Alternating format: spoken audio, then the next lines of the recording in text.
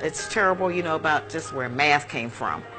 All of the pictures that they've shown out of Africa, they've never really educated the Americans, white or black, about what really goes on in Africa, what some of the cities are really like. And that we're not running around over there with Tarzan, and when they show anything from Africa, even down to today, they pick the worst scenes, the most terrible situations, and they show those. But we have a proud history.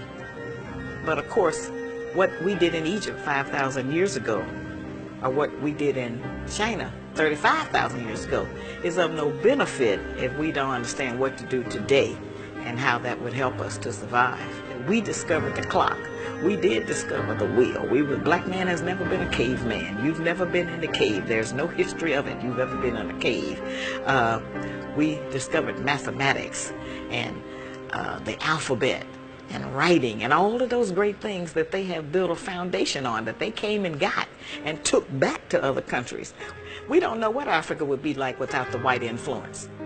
We don't know what it would be like without the Rockefellers and De Beers and all of them. We don't know what Africa would have been like. We do know that there were greater places in Africa other than Egypt, which is the only one they let us know about. Concurrently and simultaneously during the Pyramid Age, there are great things happening in West Africa. But we very seldom. There are nations known as Dar-Tichet. Dar-Tichet is now, would geographically presently be located where Ghana is. We had the Nak culture, which is where we today would call Nigeria. We have the Monomotapan Empire in what today we call Zimbabwe. There are over 300 stone structures in southern Africa. And then you have that great structure in the great Zimbabwe that shows a direct relationship to the Grand Lodge of Luxor in Egypt. You have Puanit, which is in today's Somalia, Ethiopia. You have the Kush empires that are simultaneously happening. When Hatshepsut, the great Pharaoh king, although she was a woman, she was a Pharaoh king, sitting on the throne of Kemet, her cousin sits on the throne of Puanit, or what we call Somalia. There are great things happening historically across the African continent. You have the kingdoms of Kuba and Luba in Central Africa. Mansa Musa was the king of Mali in the 1300s, very wealthy brother. During the dark age of Europe was going through a dark age, Africa was thriving. It was the gold capital. Mansa Musa was considered the wealthiest man on the planet at the time. Mansa Musa had a very well-known pilgrimage to Mecca, where he went to Egypt and went to Mecca and went through Egypt, and he gave out so much gold it threw off the Egyptian economy. In today's terms, Mansa Musa gave away what would be the equivalent of $100 million in gold. The African was the first race to circumnavigate the entire globe. All over Africa, all over the world, the peoples of color that they call Africans, Alkebulanans, we were all over the world. So to say that in Ghana they had the Ashanti, they had, all over, we had powerful dynasties, so innumerable we couldn't even name them. Because remember, we had hundreds of thousands of years, and that's the secret. They cut us off at 6,000 because anything beyond that they could say is mystery. They could say is myth. So when you control the information, which is essentially what they've learned to do, under the Vatican they have about 6 to 8 miles of storage space that have all of our artifacts, and the Virgin Mother being black, all of the faces. We have to take apart the layers that are actually constructed in the lie.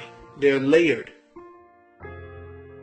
For instance, you have a discipline in academia called Egyptology. Now, what is Egyptology? They say, well, it's the study of Egypt. Well, no, it's not the study of Egypt. Egyptology was created by the Vatican in order to make sure that there was a screening mechanism in place to explain away the truth that was being excavated every year, that kept giving them proof of who the ancient Kemites were. So Egyptology and Egyptologists are essentially agents of this information. Where else do you see a society, a people, and a way of life actually become a science? unless you have specific purposes to make sure that the information that you are gathering on those people are given the proper perspectives to maintain the lie. So you don't get an Americology, you don't get Europology, you don't get Russiaology. Richard Pryor, right? When he had his special back in 1977, there's a scene. They only allowed him to do 5 shows. In fact, they were rather ignorant because it took them 5 shows to realize what the brother was really doing. Richard Pryor, there's a scene where he goes in to the pyramids, and he is carrying the bags of the archaeologists and the anthropologists who are of European descent. And they're talking amongst themselves about what this find is and its importance, the greatness of it. And Richard Pryor is in this temple looking all around, and he begins to say, all these people are black.